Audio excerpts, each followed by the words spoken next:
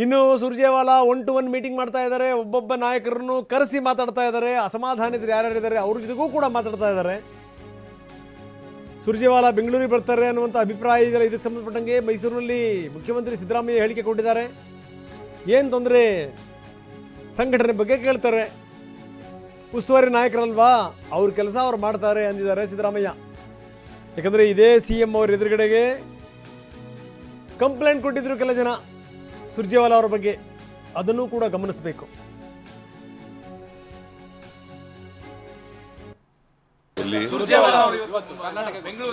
ಅವರು ಉಸ್ತುವಾರಿ general secretary ಬರ್ತಾರೆ, ಅವರು ಅಭಿಪ್ರಾಯ ಕೇಳ್ತಾರೆ. ಏನು ತೊಂದರೆ ನಿಮ್ಗೆ ಏನಾಗಿದೆ ಅಂತ ಕೇಳ್ತಾರೆ.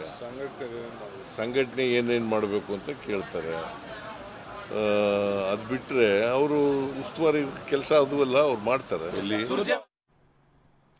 ಬರೀ ನಮ್ಮ ಪ್ರತಿನಿಧಿ ರಾಮ್ ಈಗ ನಮ್ಮೊಂದಿಗೆ ನೇರ ಸಂಪರ್ಕದಲ್ಲಿದ್ದಾರೆ. ರಾಮ್, ಈ ನಾಯಕರ ಈ ರೀತಿಯ ಒಗ್ಗಟ್ಟಿನ ಪ್ರದರ್ಶನಗಳನ್ನು ಇದೇನು ಮೊದಲ ಬಾರಿ ಅಲ್ಲ, ಬಹಳಷ್ಟು ಸಂದರ್ಭಗಳಲ್ಲಿ ನೋಡಾಗಿದೆ. ಹಿಂದೆ BJP ನಾಯಕರು ಎಷ್ಟರ ಮಟ್ಟಿಗೆ ಒಗ್ಗಟ್ಟು ಪ್ರದರ್ಶನ ಮಾಡಿದರು, ಆಮೇಲೆ ಎಷ್ಟರ ಮಟ್ಟಿಗೆ ಕಿತ್ತಾಡ್ಕೊಂಡ್ರು. ಅದೇ ರೀತಿ ಕಾಂಗ್ರೆಸ್ ನಾಯಕರು ಹಿಂದೆಲ್ಲ ಎಷ್ಟೆಷ್ಟರ ಮಟ್ಟಿಗೆ ಒಗ್ಗಟ್ಟಿನ ಪ್ರದರ್ಶನ ಮಾಡಿದ್ದಾರೆ, ಆಮೇಲೆ ಎಷ್ಟರ ಮಟ್ಟಿಗೆ ಕಿತ್ತಾಡ್ಕೊಂಡಿದ್ದಾರೆ, ಅದೆಲ್ಲದನ್ನು ಕೂಡ ನೋಡಿರುವಂಥ ಪ್ರಶ್ನೆ. ಆದರೆ ಇವತ್ತು ಏನೋ ಬಹಳ ವಿಶೇಷವಾಗಿ ಇತ್ತು. ಯಾಕಂದರೆ ಮುಖ್ಯಮಂತ್ರಿಗಳು ಕೂಡ ಒಳ್ಳೆ ಲಹರಿಯಲ್ಲಿದ್ದರು. ಅದಕ್ಕೆ ಅವ್ರು ಹೇಳಿದ್ದು ಏನಂದರೆ, ನಮ್ಮ ಸರ್ಕಾರ ಬಂಡೆ ರೀತಿಯಲ್ಲಿ ಇರುತ್ತೆ ಅನ್ನೋದ್ರ ಮುಖಾಂತರ ಇದೇನು ಇಂಡೈರೆಕ್ಟಾಗಿ ಏನಾದರೂ ಸಂದೇಶನ ಅಥವಾ ಖಂಡಿತವಾಗಲೂ ಇರುತ್ತೆ ಅನ್ನುವಂಥ ಮನೋಭಾವನೆಯೂ ಗೊತ್ತಿಲ್ಲ. ಅಂತೂ ಇಂತೂ ಯಾವ ಸಂದೇಶವನ್ನು ಯಾರಿಗೆ ರವಾನಿಸಬೇಕು ಅದರಲ್ಲಿ ಸಿದ್ದರಾಮಯ್ಯ ಭಾಳ ಅದ್ಭುತವಾಗಿ ಆ ಸಂದೇಶವನ್ನು ರವಾನಿಸಿದರು. ಏನಂತೀರಿ?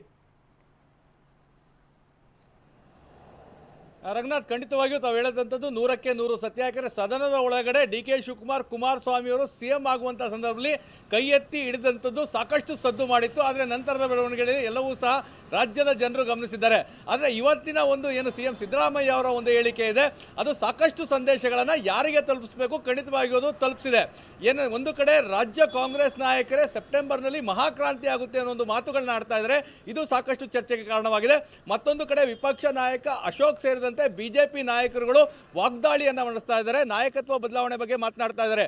ಅದರಲ್ಲೂ ಅಶೋಕ್ ಹೇಳಿದಂಥ ಮಾತು, ಈ ಬಾರಿ ದಸರೆಯನ್ನು CM ಸಿದ್ದರಾಮಯ್ಯ ಉದ್ಘಾಟನೆ ಮಾಡೋದಿಲ್ಲ, ಹೊಸ CM ಬರ್ತಾರೆ ಅನ್ನೋ ಒಂದು ಮಾತುಗಳು ಹೇಳಿದ್ರು. ಎಲ್ಲ ಮಾತುಗಳಿಗೂ ಸಹ ಮಾರ್ಮಿಕವಾಗಿ ಮತ್ತೆ ಯಾರ್ಯಾರಿಗೆ ಸಂದೇಶವನ್ನು ತಲುಪಿಸಬೇಕು ಅಂತ CM ಸಿದ್ದರಾಮಯ್ಯ ತವರು ಜಿಲ್ಲೆಯಲ್ಲಿ ನಿಂತು ಸಂದೇಶವನ್ನು ತಲುಪಿಸಿದ್ದಾರೆ. ಪ್ರಮುಖವಾಗಿ ಅವರು ಹೇಳುವಂಥದ್ದು, ದಸರಾ ಉದ್ಘಾಟನೆಯನ್ನು ಅಶೋಕ್ ಮಾಡೋದಿಲ್ಲ ಅಂತ ಹೇಳಿದ್ದಾರೆ. ನಿಮಗೆಲ್ಲ ಏನನ್ಸುತ್ತೆ ಅಂತೇಳಿ, ಸರ್ ತಾವು ಮಾಡ್ಬೋದು ಅಂತ ಹೇಳಿದ್ರೆ ಸಾಕು, ಅದೇ ಸತ್ಯ, ನಾನೇ ದಸರಾವನ್ನು ಉದ್ಘಾಟನೆ ಮಾಡ್ತೇನೆ. ಯಾಕಂದರೆ BJP ನಾಯಕರುಗಳು ಭವಿಷ್ಯವನ್ನು ಏನು ಹೇಳ್ತಾ ಇದ್ದಾರೆ ಅದಕ್ಕೂ ಸಹ ತಿರುಗೇಟು ನೀಡುವಂಥ ಕೆಲಸವನ್ನು ಮಾಡಿದ್ರು. ಅಂದರೆ ಪ್ರಮುಖವಾಗಿ ಶ್ರೀರಾಮುಲು ಈಗಾಗಲೇ ಲೋಕಸಭೆ ಮತ್ತು ವಿಧಾನಸಭಾ ಎರಡೂ ಚುನಾವಣೆಯಲ್ಲಿ ಸೋತಿದ್ದಾರೆ. ಹಾಗಿದ್ರೆ ಅವರು ಸೋಲುವಂತಹ ಭವಿಷ್ಯ ಅವರಿಗೆ ಗೊತ್ತಿರಲಿಲ್ವಾ? ಅವರಿಗೆ ಅವರ ಭವಿಷ್ಯ ಗೊತ್ತಿಲ್ಲದ ಮೇಲೆ ನನ್ನ ಭವಿಷ್ಯವನ್ನು ಅವ್ರೇನು ಹೇಳ್ತಾರೆ ಇವೆಲ್ಲವನ್ನೂ ಸಹ ತಿರುಗೇಟು ನೀಡುವಂಥ ಕೆಲಸವನ್ನು CM ಸಿದ್ದರಾಮಯ್ಯ ಅವರು ಮಾಡಿದ್ರು. ಇದರ ಜೊತೆಗೆ ವಿಶೇಷ ಅಂತ ಹೇಳಿದ್ರೆ ಎಲ್ಲ ತಿರುಗೇಟನ್ನು DCM DK ಶಿವಕುಮಾರ್ ಅವರನ್ನ ಪಕ್ಕದಲ್ಲೇ ನಿಲ್ಲಿಸಿಕೊಂಡು ಕೊಟ್ಟಂಥದ್ದು. ಅಂದರೆ ಅವ್ರು ಹೇಳುವಂಥದ್ದು, ನಾನು ಒಂದು ಕಡೆ CM ಆಗಿ ಮುಂದುವರ್ತೇನೆ ಅಂತ ಹೇಳಿದ್ರು. ಮತ್ತೊಂದನ್ನು ತಾವು ಗಮನಿಸಬೇಕು, 5 ವರ್ಷ ಕಾಂಗ್ರೆಸ್ ಸರ್ಕಾರ ಬಂಡೆಯಂತೆ ಸುಭದ್ರವಾಗಿರ್ತದೆ ಅಂತೇಳಿ ಅದು ಸಹ DK ಶಿವಕುಮಾರ ಕೈಯನ್ನು ಎತ್ತಿ ಹಿಡಿದು ಆ ಒಂದು ಘೋಷಣೆಯನ್ನು ಮಾಡುವಂಥದ್ದು ಸಾಕಷ್ಟು ಹಲವು ಸಂದೇಶಗಳು ನೀಡುವಂಥ ಕೆಲಸವನ್ನು ಮಾಡಿತ್ತು. ಇದರ ಜೊತೆಗೆ ಅಲ್ಲಿರುವಂತಹ ಅಂದರೆ ಆ ಪರಿಸ್ಥಿತಿಯಲ್ಲಿ CM ಸಿದ್ದರಾಮಯ್ಯ ಅವರ ಒಂದು ನಾಯಕತ್ವ ಬದಲಾವಣೆ ಇರ್ಬೋದು, ಇವೆಲ್ಲ ಪ್ರಶ್ನೆಗಳಿಗೂ ಸಹ ಅವರು ಉತ್ತರವನ್ನು ಕೊಡ್ತಾ ಇದ್ರೆ DK ಶಿವಕುಮಾರ್ ಅವರು ಮಾರ್ಮಿಕವಾಗಿ ನಗುವಂತಹ ಕೆಲಸವನ್ನು ಸಹ ಮಾಡ್ತಾ ಇದ್ರು. ಮತ್ತೆ ನಿಮ್ಮಿಬ್ಬರ ಒಂದು ಸಂಬಂಧದ ಬಗ್ಗೆ ಮಾತನಾಡುವಂತಹ ಸಂದರ್ಭದಲ್ಲೂ ಸಹ ಸಿದ್ದರಾಮಯ್ಯ ಅವರು, ನಾವಿಬ್ಬರು ಚೆನ್ನಾಗೇ ಇದ್ದೇವೆ, ನಮ್ಗೇನೂ ಆಗಿಲ್ಲ, ಮತ್ತೆ ಯಾರೇ ನಮ್ಮಿಬ್ಬರ ನಡುವೆ ತಂದಾಕುವಂತ ಕೆಲಸ ಮಾಡಿದ್ರು ಸಹ ನಾವು ಅದಕ್ಕೆ ಬಗ್ಗೋದಿಲ್ಲ ಜಗ್ಗೋದಿಲ್ಲ ಒಂದು ಸಂದೇಶವನ್ನು ಸಹ ರವಾನೆ ಮಾಡಿದ್ದಾರೆ. ಒಂದು ಕಡೆ ಯಾಕಂದರೆ ದಸರಾ ಉದ್ಘಾಟನೆ ಇರುವಂಥದ್ದು ಸೆಪ್ಟೆಂಬರ್ 22ರಲ್ಲಿ, ಅದರ ಜೊತೆಗೆ ಅಕ್ಟೋಬರ್ 2ರವರೆಗೂ ಸಹ ದಸರಾ ಸಾಗ್ತದೆ. ಮತ್ತು ಈಗಾಗಲೇ ವಿಪಕ್ಷ ನಾಯಕರು ಹೇಳಿರುವಂತೆ ದಸರಾ ಉದ್ಘಾಟನೆಗೆ CM ಬದಲಾಗ್ತಾರೆ ಅಂತೇಳಿ, ಯಾವುದೇ ಕಾರಣಕ್ಕೂ ಬದಲಾಗೋದಿಲ್ಲ ಅನ್ನೋ ಸಂದೇಶವನ್ನು ತಮ್ಮ ತವರು ಜಿಲ್ಲೆಯಿಂದ CM ಸಿದ್ದರಾಮಯ್ಯ ಅವರು ರವಾನಿಸಿರುವಂಥದ್ದು ವಿಶೇಷ ಅಂತ ಹೇಳ್ಬೋದು. ರಂಗನಾಥ್, ಧನ್ಯವಾದ ತಮ್ಮೆಲ್ಲ ಮಾಹಿತಿಗೆ. ಇನ್ನು ಸುರ್ಜೇವಾಲಾ ಅವರ ಟೈಮನ್ನು ಬಹಳಷ್ಟು ಜನ ನಾಯಕರುಗಳು ಕೇಳಿದ್ದಾರೆ. ಹೋಮ್ ಮಿನಿಸ್ಟ್ರು ಕೂಡ ಅವರ ಟೈಮ್ ಕೇಳಿದ್ದಾರೆ. ನಾಳೆಗೆ ಸಮಯ ಸಿಕ್ಕಿದೆಯಂತೆ. ಯಾವ್ಯಾವ ಸಂಗತಿಗಳ ಬಗ್ಗೆ ಚರ್ಚೆ ಆಗುತ್ತೆ ಅದನ್ನು ಪರಮೇಶ್ವರ್ ಅವರು ಹೇಳಿಲ್ಲ.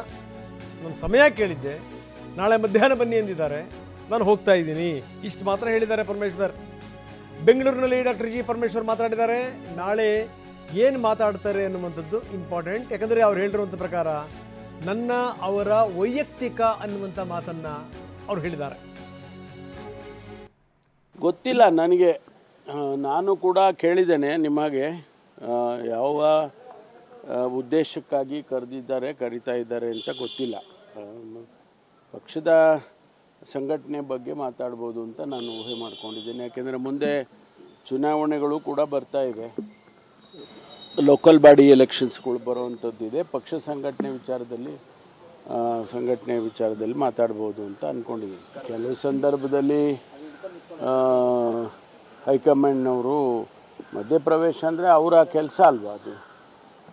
ಹೈಕಮಾಂಡ್ನವರು ಏನಾದರೂ ಇಲ್ಲಿ ರಾಜ್ಯಗಳಲ್ಲಿ ಸ್ವಲ್ಪ ಸಣ್ಣ ಪುಟ್ಟ ವ್ಯತ್ಯಾಸಗಳು ಕಂಡು ಬಂದಾಗ ಅದನ್ನು ಸರಿಪಡಿಸೋದು, ಅವರು ಸೂಚನೆ ಕೊಡೋದು ಅವ್ರು ಮಾಡ್ತಾರೆ, ಯಾವಾಗೂ ಮಾಡ್ತಾರೆ ಅದು. ಈಗ ನಾವೆಲ್ಲ ಹಿಂದೆ ಕೃಷ್ಣ ಸಾಹೇಬ್ರ ಜೊತೆಯಲ್ಲಿ, ಮೊಯ್ಲಿ ಅವ್ರ ಜೊತೆಯಲ್ಲಿ ಎಲ್ಲ ಮಂತ್ರಿಗಳಾಗಿದ್ದಾಗ ಅವರು ಬಂದು ರಿವ್ಯೂ ಮಾಡೋರು. ನನಗೆ ಚೆನ್ನಾಗಿ ಜ್ಞಾಪಕ ಇದೆ, ಗುಲಾಂ ನಬಿ ಆಜಾದ್ ಅವರು ಇನ್ಚಾರ್ಜ್ ಇದ್ದರು. ನಮ್ಮನ್ನೆಲ್ಲ ಪ್ರತಿ ಇಲಾಖೆ ನಿಮ್ಮ ಇಲಾಖೆಯಲ್ಲಿ ಏನು ಪ್ರೋಗ್ರೆಸ್ ಮಾಡಿದ್ದೀರಾ ಅಂಥೇಳಿ ನಮ್ಮನ್ನೆಲ್ಲ ನೋಟ್ಗಳು ಕೊಡಿ ಅಂತ ಹೇಳೋಕ್ಕೆ ಕೂಡ ಕೇಳಿದರು.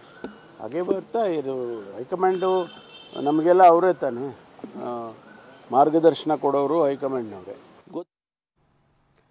ಇನ್ನು ನೋಡಿ, ಇದೇ ಸಮಯ ಉಸ್ತುವಾರಿ ನಾಯಕರು ಬಂದಿದ್ದಾರೆ. ಉಸ್ತುವಾರಿ ನಾಯಕರು ಬಂದಂಥ ಸಂದರ್ಭದಲ್ಲಿ ಬೇರೆ ಬೇರೆ ನಾಯಕರುಗಳು ಬಹಳ ಆಕ್ಟಿವ್ ಆಗಿದ್ದಾರೆ.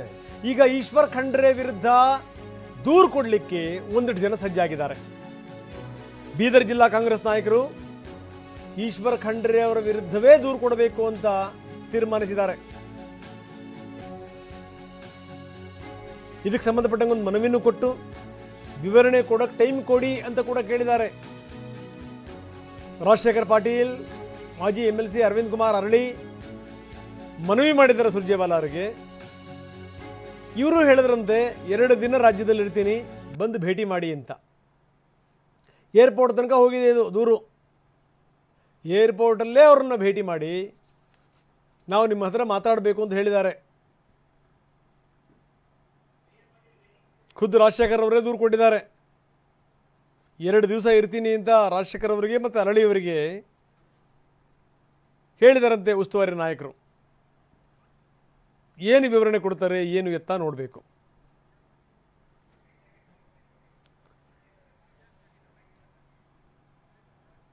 ಇನ್ನು ಇವತ್ತು ವೆರಿ ಇಂಪಾರ್ಟೆಂಟ್ಲಿ ಇಬ್ಬರು ನಾಯಕರ ಭೇಟಿ. ಒಂದು ಕಡೆಗೆ ಏನಂದರೆ BR ಪಾಟೀಲ್ರಿಗೆ ಸಮಯ ಕೊಡಲಾಗಿದೆ, 1ರಿಂದ 1:30 ಅಂತ ಹೇಳಿದರು.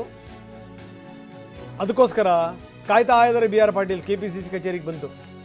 ಅದಾದಮೇಲೆ 2 ಗಂಟೆಯಿಂದ ಕಾಗೆ ಅವರಿಗೆ ಕೊಡಲಾಗಿದೆ, ರಾಜು ಕಾಗೆ ಅವರಿಗೆ. ರಾಜು ಕಾಗೆ ಇನ್ನೂ ಕೂಡ ಬಂದಿಲ್ಲ.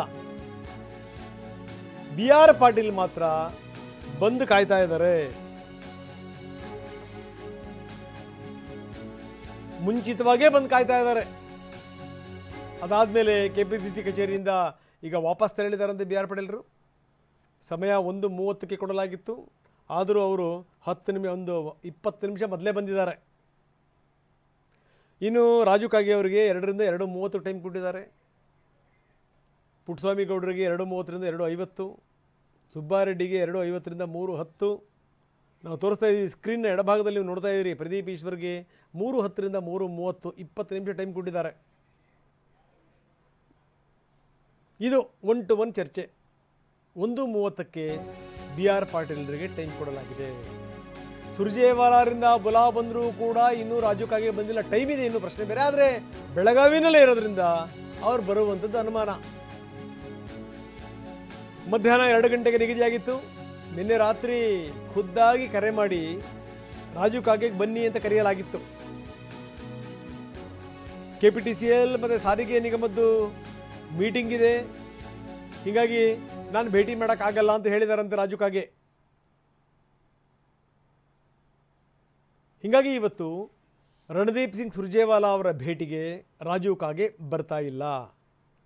ಬೆಳಗಾವಿನಲ್ಲೇ ಇದ್ದಾರೆ ಕಾಗವಾಡ ಶಾಸಕರು. ಬೇರೆ ಬೇರೆ ಕಾರ್ಯಕ್ರಮಗಳಿದೆ. ಮೊದಲೇ ಕಾರ್ಯಕ್ರಮಗಳು ನಿಗದಿಯಾಗಿದ್ದರಿಂದ ನಾನು ಬರೋಕ್ಕಾಗ್ತಾ ಇಲ್ಲ ಅಂತ ರಾಜು ಕಾಗೆ ಹೇಳಿದಾರಂತೆ. KPTCL ಹಾಲ್ನಲ್ಲಿ ಸಾರಿಗೆ ನಿಗಮದ ಸಭೆ ಇದೆ, ಬೆಳಗಾವಿಯ KPTCL ಹಾಲ್ನಲ್ಲಿ.